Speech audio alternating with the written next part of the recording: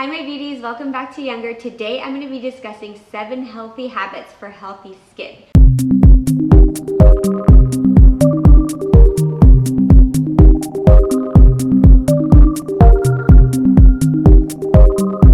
So before I move on, I ask that you like, comment, and subscribe to my page and share this video with anyone who may find it useful.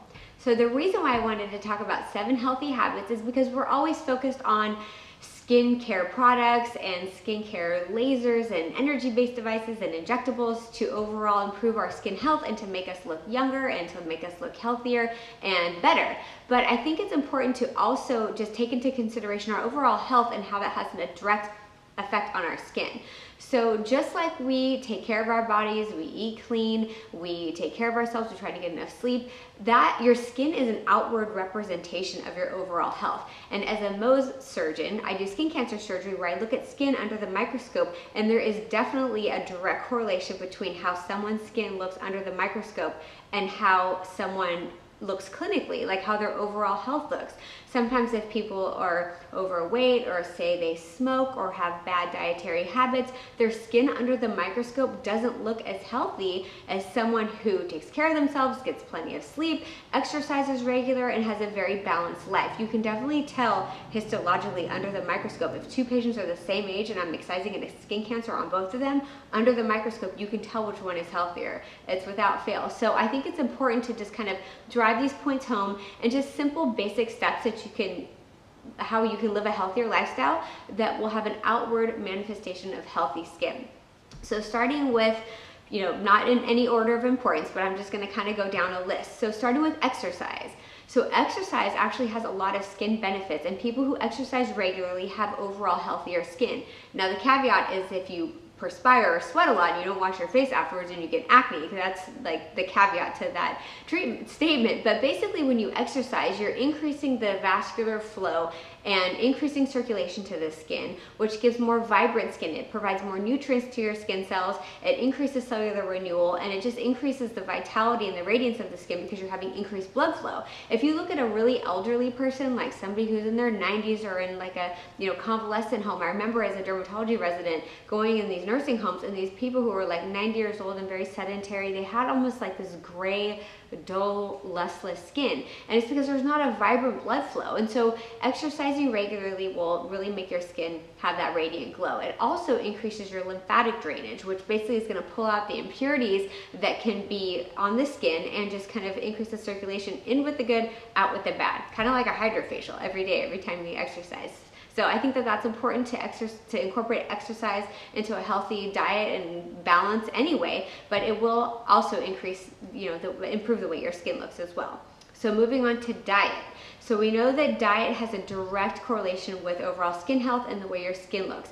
If you have a crappy diet, your skin's not going to look good. Just simple things like avoiding dairy. Dairy can have some deleterious hormones that can have an effect on acne, increasing capillaries and broken blood vessels on the skin, and can cause premature aging. If you have a lot of preservatives and hormones in your food, it's going to have an outward manifestation of your skin. And so trying to eat clean and eat preservative free if you can. Of course, eating at home and meal prepping is always better than eating, unless you're eating, I live in Laguna Beach in Orange County, there's a lot of vegan, a lot of paleo, a lot of healthy places to eat if you're eating on the go, but you just want to make sure that you're avoiding preservatives and sodium and MSG and all those things that can wreak havoc on the skin. Also making sure that you're getting enough antioxidants and nutrients and vitamins in your daily intake. So of course we take supplements, and I'll talk about that next, but just inherently eating green leafy vegetables with a lot of vitamin A, carrots and sweet potatoes with carotene. So as we know, retin-A, which we use on our skin for anti-aging effects, is a vitamin A derivative, but ingesting that in our daily allowance is really important too. So eating foods that are high in beta carotenes and vitamin A is really helpful for our skin. It increases cellular renewal, it increases collagen synthesis, it increases elastin synthesis, and it just makes our skin cells overall healthier, happier, functioning at a higher level and a younger activity. So incorporating that into your daily allowance is also important. So green leafy vegetables are really high in antioxidants and vitamins. So incorporating zinc into your diet is really important. If you eat eggs or egg whites, you're getting a good zinc intake. You can also take zinc in your multivitamins. And it's also important to have natural fats. So omega-3 fatty acids, in your nuts, your chia seeds, your hemp seeds, your flax seeds, cashews, almond, macadamia nuts, avocados are a great source of healthy fats. Healthy fats have a great effect on the skin because it increases the bilipid membrane, which eliminates or decreases transepidermal water loss. So healthy fats and oils that we ingest into our diet will have manifestations in the skin because transepidermal water loss is basically the evaporation of water through our skin, which makes our skin dry, red, and irritated, and can contribute to an eczematous dermatitis where you get dry and itchy in the winter months. Having a lipid membrane barrier will help prevent the transepidermal water loss and water loss from the skin. So that's also really important. So moving on from foods to our supplements. Of course, we try to get all of our antioxidants, our vitamins, and our nutrients from our food that we eat. But sometimes it's hard on the go. You're working a lot, you're running around, and it's hard to incorporate all that into your dietary intake through food, so supplements become very important. So I have a whole YouTube video if you want to scroll through and see my vitamin skin antioxidant supplement video. But basically, N-acetylcysteine, astaxanthin, I'm probably saying that incorrectly, but having our vitamins through our daily supplements is also really, really important because you may not be getting it all through just your diet alone. So moving on to water. Hydration is very important and has a direct effect on the skin. So the problem with humans is that when we're thirsty, we drink water, but by the time you get thirsty, you're way beyond the dehydration level. So it's important to have, it depends on your size, of course. Like I'm only 100 pounds, so I may not need 2 liters of water, but the recommended dietary intake every day for a human being is 2 liters a day. So if you can carry around your Yeti or your Hydro Flask and try to ingest 2 liters a day, that will have a lot of skin benefits and just will make your skin look better. Increased hydration, of course, has a direct outward manifestation on the skin. In medical school, we learn about skin turgor. So if you pinch the backs of your hands of your skin and you pinch the skin and you let go, and if it stays that way, you're definitely dehydrated.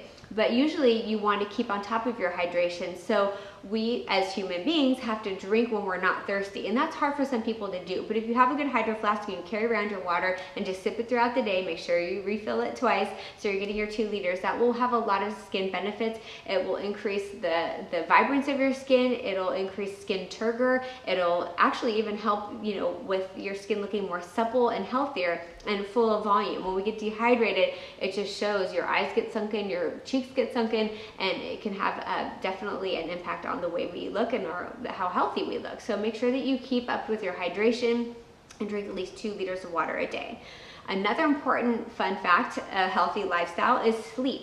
So we're recommended to get about 7 to 8 hours of sleep a night. And God only knows I didn't get that when I was in medical school or in residency because we're working 80 hours a week and studying for exams and treating patients. It was awful. So I'm trying to make up for that fact now that I'm done and try to turn back the hands of time and try to sleep more because I didn't get a lot of that through the better part of my 20s. But I think it's really important for you to know why sleep is important. So when we're sleeping, everything, all your energy conservation goes to cellular renewal and organ system health. So whether that's in your skin, your cardiovascular system, your immune system, your neuro system, your musculoskeletal system, all your energy while your basal metabolic rate goes down while you're sleeping, all efforts are focused on increasing cellular renewal, fighting off cancer, healing disease, because while you're just basically inactive for 8 hours and laying dormant and still, your body can just focus on regenerating itself. So your blood pressure goes down, everything just kind of focuses on health and repairing of any damage that has occurred in your DNA and any of your organ systems, and including your skin. So if you're lacking sleep, I remember in medical school and residency, when I was even younger, I probably looked older than I do now because I wasn't getting a lot of sleep and I wasn't taking care of myself. It was hard to do, to juggle life and exams and treating patients and studying for boards. Don't even get me started on all that. But anyway, that's why sleep's important, and it will have an outward manifestation on your overall skin health. The better and more sleep you get, you'll see your skin is vibrant, your eyes will be more wide-eyed, and you'll be more bushy-tailed when you get better sleep. Also, meditation and decreasing stress is very important. When we're stressed out, our cortisol levels go up, and that can wreak havoc on the skin. It causes skin atrophy or thinning of the skin. It increases vasculature to where you get that already kind of blotchy, broken capillaries on your face and on your chest and on your neck, on other areas of your body as well. So decreasing stress will have an outward representation on your skin with overall, you know, radiance and a better glow. And if you can do things like even just meditating for 10 minutes a day, or even giving like the Breathe app on your Apple Watch or on your phone, mind space, doing something, even if it's 10 minutes a day, just taking 10 deep breaths when you're at work and when you're stressed out, will accumulate over time and will decrease the cortisol levels and all the hormones in your skin that can have you know, a bad outcome and accelerate aging and make your skin not look its best. So take time every day. If you could do yoga, exercise may be kind of a form of meditation and anxiety and stress release for some of you guys, but even just taking 10 deep breaths a day will be beneficial. So yoga, meditate, get in your headspace, take some time to decrease your stress, do what you have to do, get a massage, go listen to music somewhere in an isolated space, you know, just kind of zone out when you're on your drive home in your car. Things like that will decrease your stress levels, your stress hormones, and will have an overall benefit to the skin. So the 7th healthy life habits that can increase the appearance of our skin is environmental factors. So of course, UV light, sun exposure, is going to age us faster. It's going to make our skin dyspigmented and have texture irregularities, fine lines, wrinkles, volume loss. So of course, wearing a sunscreen every day, rain or shine, is very important. You guys know I like mineral-based sunscreens. Zinc and titanium dioxide are the most important elements because they reflect ultraviolet light. They don't absorb ultraviolet light like chemicals do, and it will protect you against the whole broad UV spectrum. We want it to be zinc or titanium 8% or higher. That doesn't mean that the zinc and titanium add up to 8. One of the two has to at least be 8% to be a good mineral-based sunscreen to protect you throughout the whole UV spectrum. Also, I like zinc and titanium dioxide because it protects you from ultraviolet light, from infrared light, and blue light that is getting emitted from our phones, our iPads, our computer screens at home. If you're at home in the dark and your screen is lighting your face up blue, that's increasing collagen degeneration and breakdown and inducing premature aging. So you want to make sure that you have some protection. And I mean, I may be like next level with my skincare because I'm a dermatologist, but I even wear some protection at night if I'm going to be on my devices or my iPad or my computer late at night, because that will accelerate aging as well. But you want to make sure that you're protecting yourself day-to-day and day-to-day life at work from not only the ultraviolet light, but the infrared blue light and HEV, which stands for high energy visible light. Also, iron oxides and pollutants. You know, living in the city, of course, being near the ocean is better, but even in beach cities, there are environmental pollutions that can cause free radicals that get released in the skin. And free radicals are bouncing around. It's basically energy that's bouncing around and can be degrading collagen, degrading elastin, and you want to protect yourself from environmental pollutants. So sunscreen, especially like Color Science, Tizo, they have iron oxides in them that encapsulate the mineral sunscreens, and it also protects against the HEV, blue light, infrared light, and environmental pollutants that can cause free radicals. So that's also very important.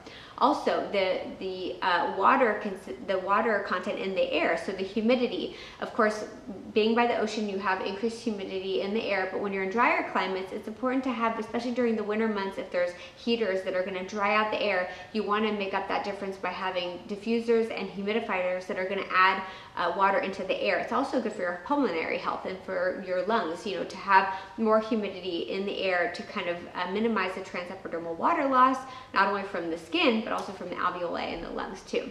So having, you know, a humid air environment, protecting yourself from environmental pollutions, protecting yourself from ultraviolet light and other forms of light that can cause free radicals in our skin is really, really important. So environment, diet, supplements, water, stress relief, meditation, and sleep. These are the most important healthy habits that are going to have an effect on your skin.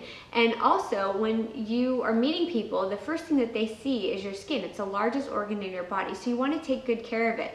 Just like you want to put healthy foods into your body, you want to eat clean, you want to exercise and have overall health. If your skin's not looking healthy, people are going to look at you as being an unhealthy person, and nobody wants that. We do a lot of things to make ourselves look our best, and you know, using great skincare products. Now, I've gotten a lot of flack on YouTube with comments saying that, you know, as a dermatologist, I only recommend medical grade skincare products. All I'm saying is that the medical grade has advanced technology in it that really can change the biology of our skin. Drugstore, I know people are on a budget. If you want to buy drugstore, there are certain active ingredients that you should look for when using drugstore brands, but if you could take it to the next level, I know that it's not financially feasible for a lot of people, but why not invest in yourself and in your skin? And you have to remember, I'm not in contract with any skin lines or sell any skin products. I basically am just sharing this information with you and just making sure that when you are using skincare products, you invest in your skin. And of course I like medical grade better because the technology is just better and your skin will be healthier. And you know, if you're gonna spend money, make sure that you're spending money on something that's actually gonna make a difference in your skin. Like for example, you know, in Neiman Marcus, I saw some eye cream which was like $900 and had zero technology in it. So I want to protect you guys from that too. And you also don't have to spend a lot of money. And if you don't want to get medical grade, just make sure that you're choosing the correct products from drugstore options to make sure that you're getting the biggest bang for your buck. And more importantly, don't waste money on things that are not going to work and almost have a negative effect on your skin. So I'm just here to help you guys. I'm here to just share information and be a liaison between the medical scientific community and the general public and my patients and my followers. And I hope you guys enjoyed it, and I apologize if I confused anybody, but I'm just here to help. Thanks.